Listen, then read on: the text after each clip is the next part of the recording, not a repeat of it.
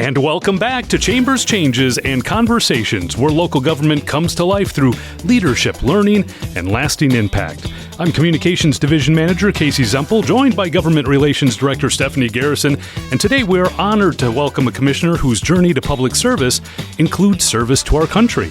A decorated Marine Corps veteran, entrepreneur, and faith-centered leader, Commissioner Jason Bearden. He represents District 6, our countywide at-large district.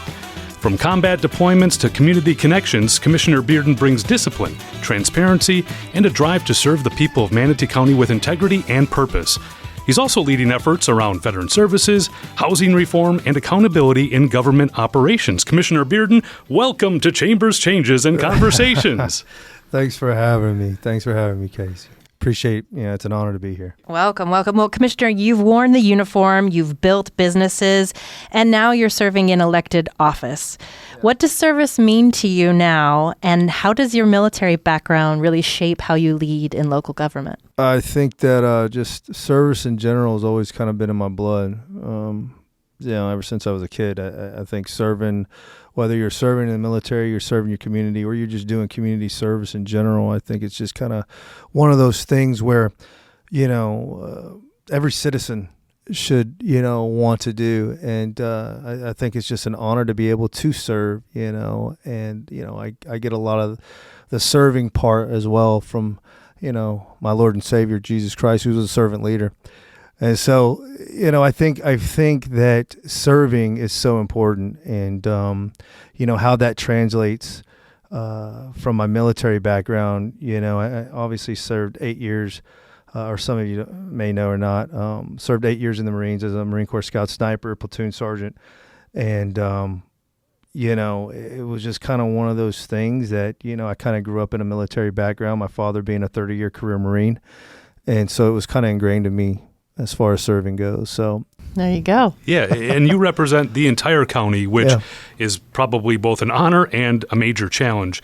What does that 30,000-foot view look like, and what are some of the most common themes that you hear from residents, maybe across different districts? Yeah, I will tell you that there is a common theme across the whole county, essentially, and everybody's talking about growth. Everybody's talking about infrastructure.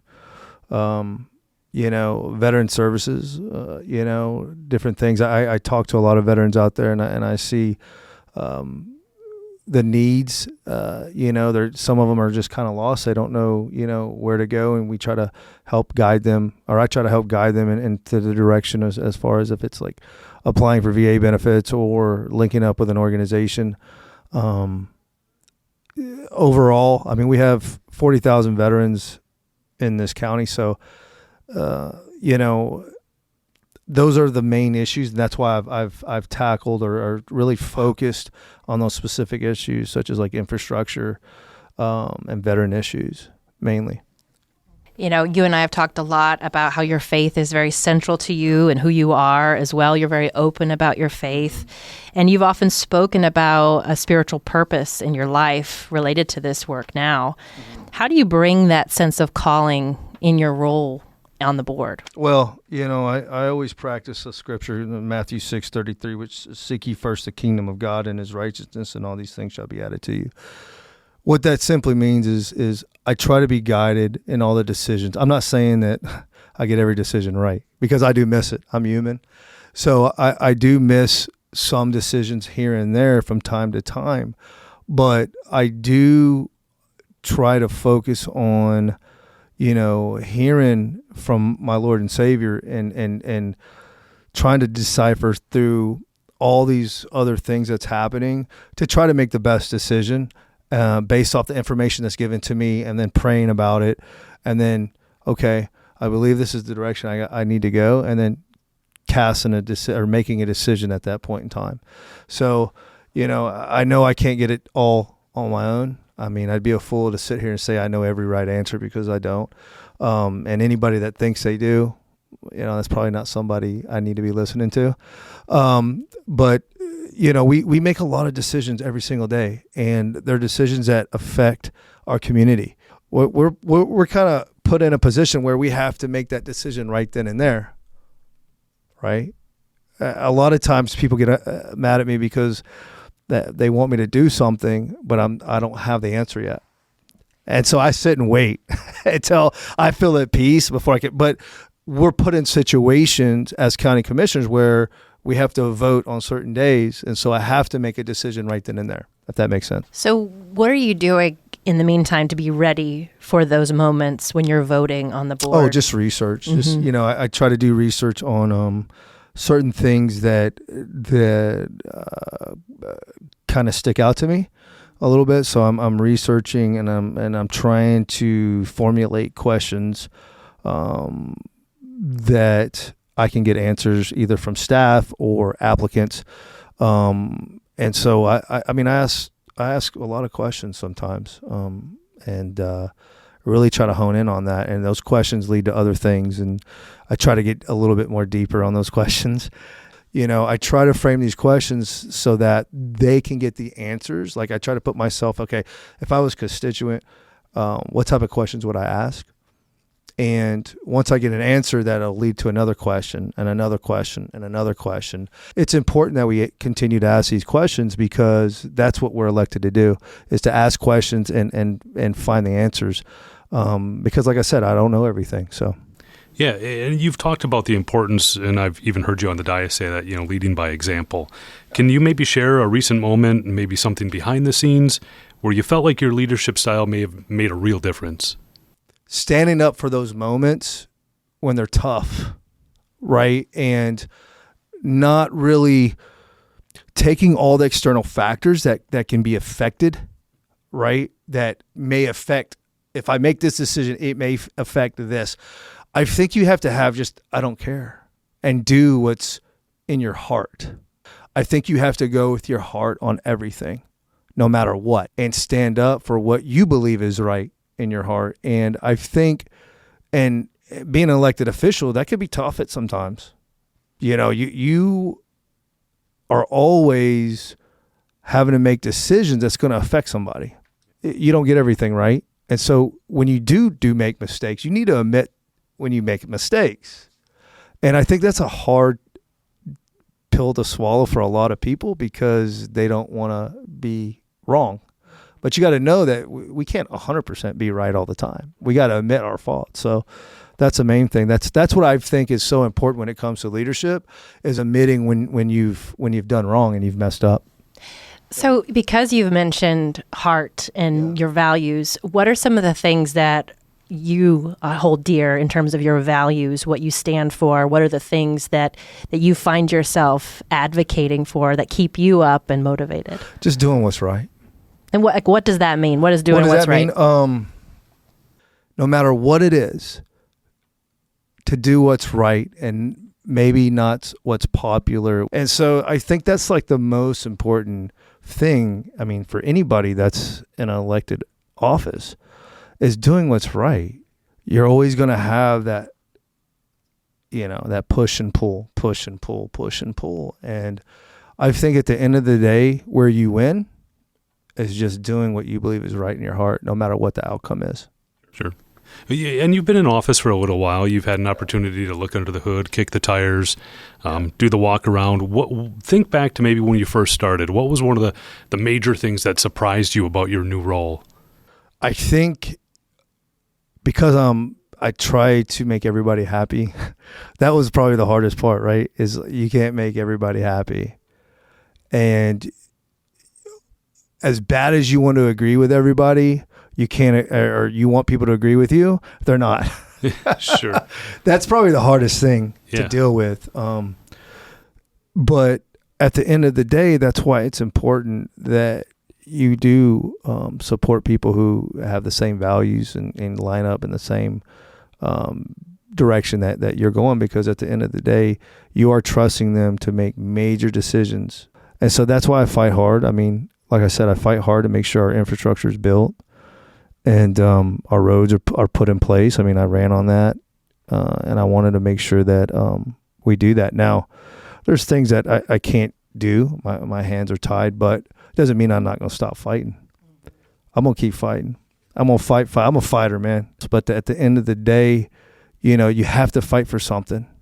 If you're not fighting for nothing at all, why are you even here? I got elected to fight for the direction of where this county is going and to bring it up to the forefront. And so that's kind of essentially why I'm here today. So one of those things you've been fighting for is government accountability, spending transparency. Yep. Tell us about the progress that you've seen and where is there still work to do? We're always going to have work when it comes to government. I mean, as far as a county as big as ours, we have 460,000 people in this county. We got, 2,700 employees within the county. I mean, we can always improve, right? No matter what. And, with the whole Doge and things of that nature, really, I'm curious to see where this wasteful spending is happening. And I welcome it because it's so important. It's definitely going to benefit the taxpayers at the end of the day. But one thing I don't want this whole thing to be is some type of political. I believe that we're moving in a direction where we're trying to do things right. We're lowering taxes, right? We're looking at areas where we can cut. Let's look at it. Do we need it? Like I just had this conversation up there in my briefing today. Don't tell me we want something. Tell me that we need something. If we need it, okay. But if we just want it just to buy it, no, that's needs and wants.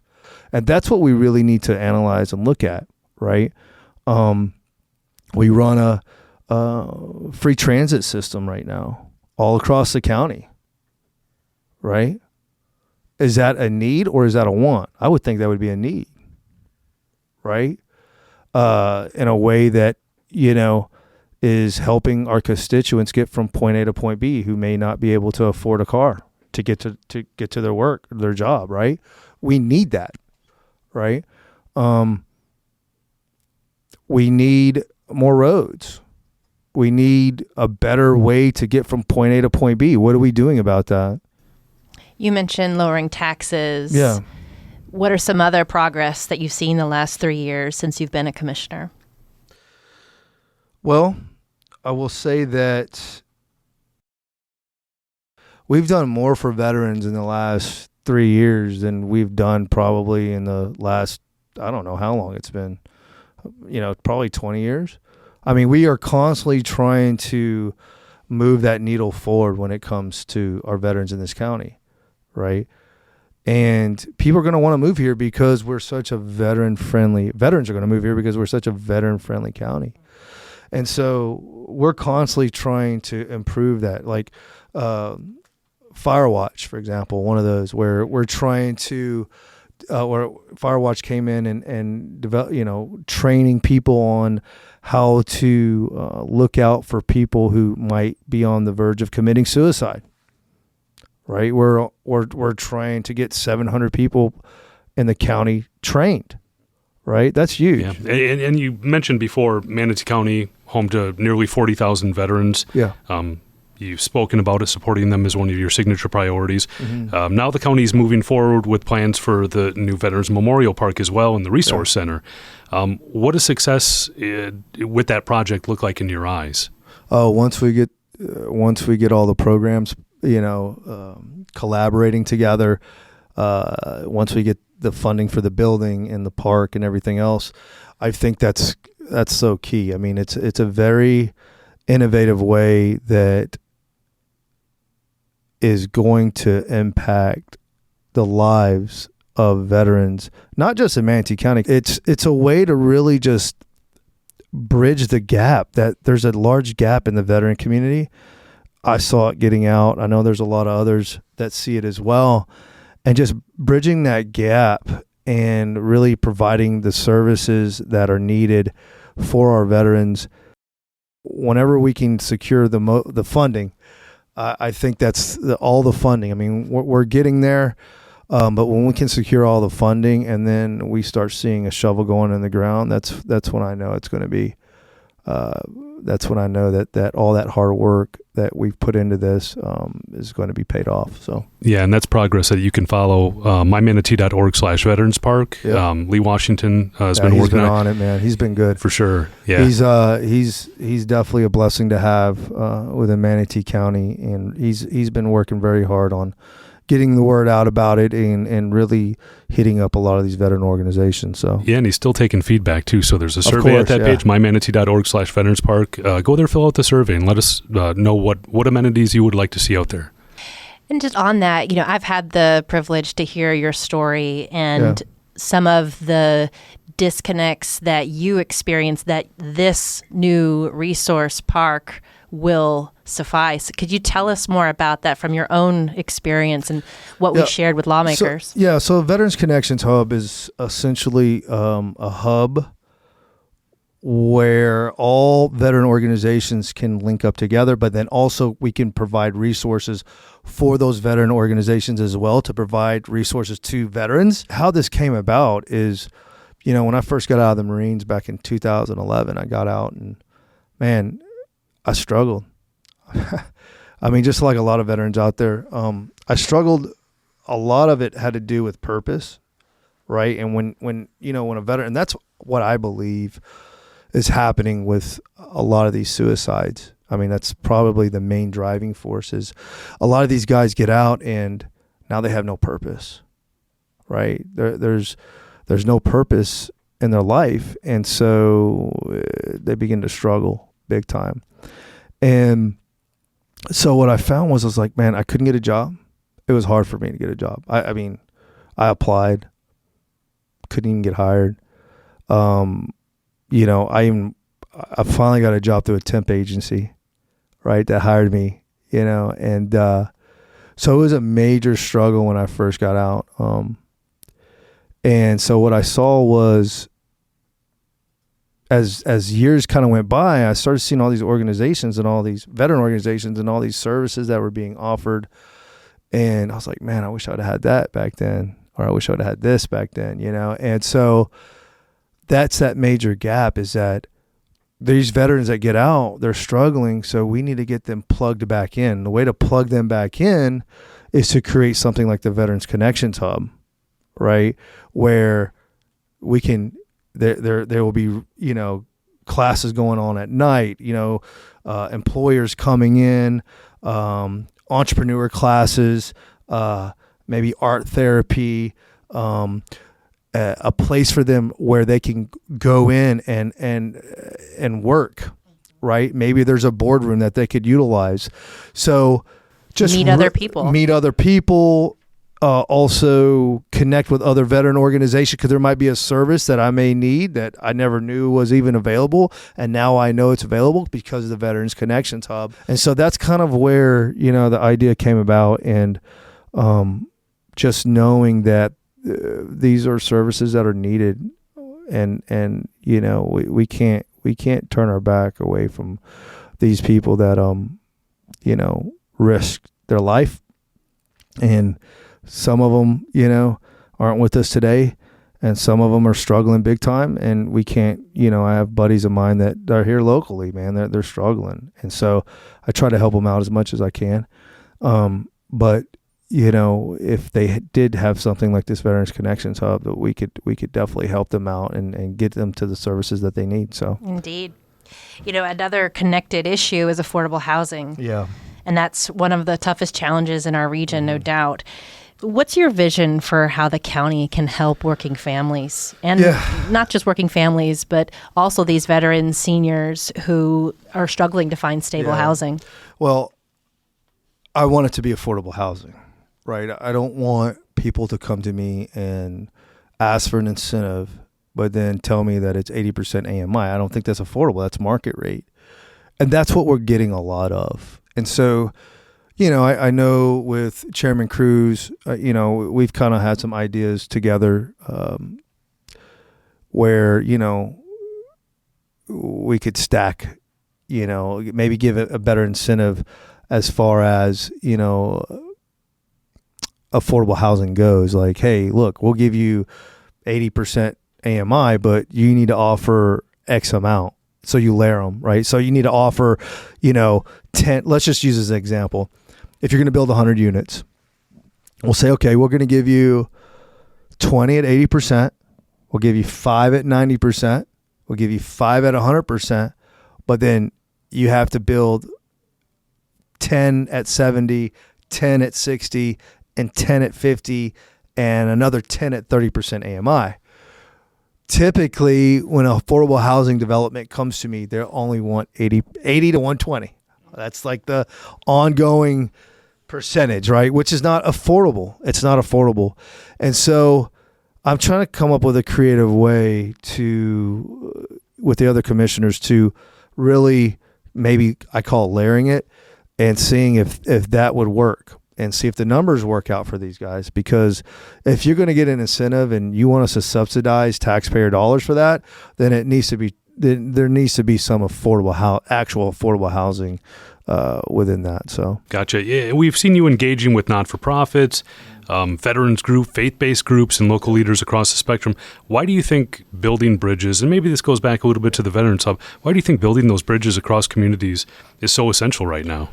It's essential because they're the heart of the community. They're the ones that are actually doing a lot of work. A lot of these nonprofits are out there every single day, banging pavement and helping people. And they see the pockets, they see the needs.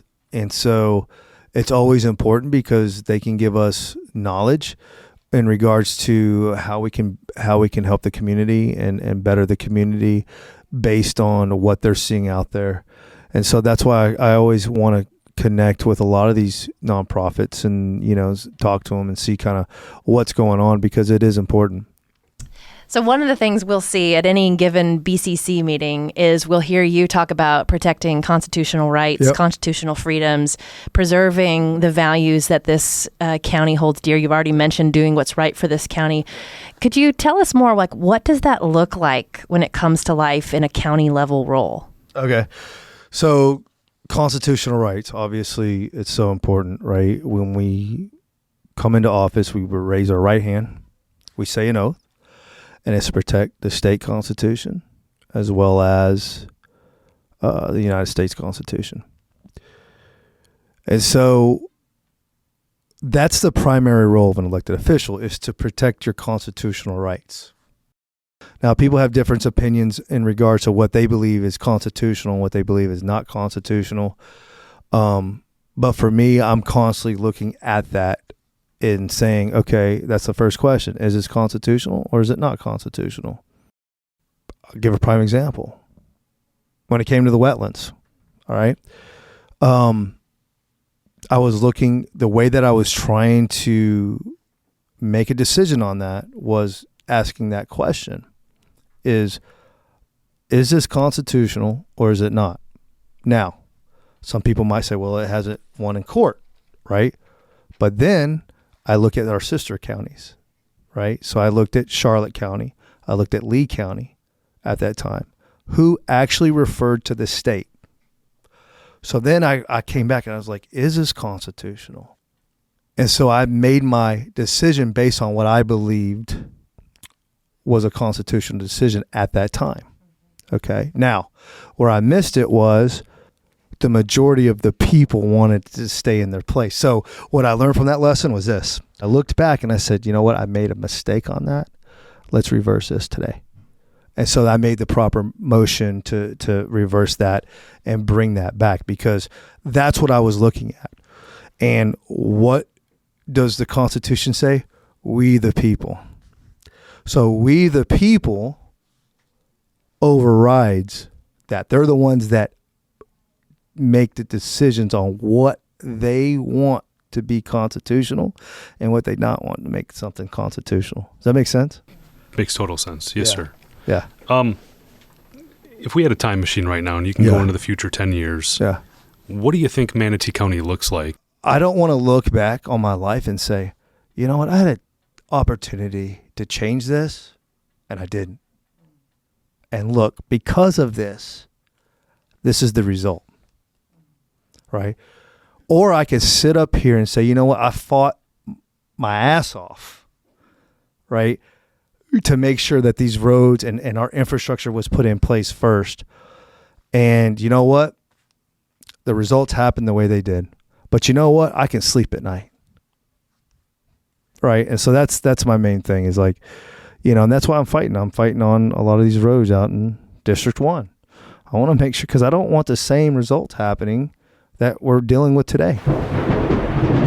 Oh my goodness, and that sound means we've reached our lightning round. Commissioner, quick answers only, okay? To the following questions. World famous lightning round. Chambers Changes Conversations, here we go. Your favorite beach to clear your head? Holmes Beach. Yeah. Name one thing that you miss most about active duty. Oh, wow. I miss the guys. A go-to inspirational quote that grounds you. Oh, it's not the critic that counts. Oh, yeah. It's not the critic that counts. That's right. You're exactly right. Teddy Roosevelt. Roosevelt. Teddy's my guy. That's a good one. Teddy's my guy. Name a community event that energizes you.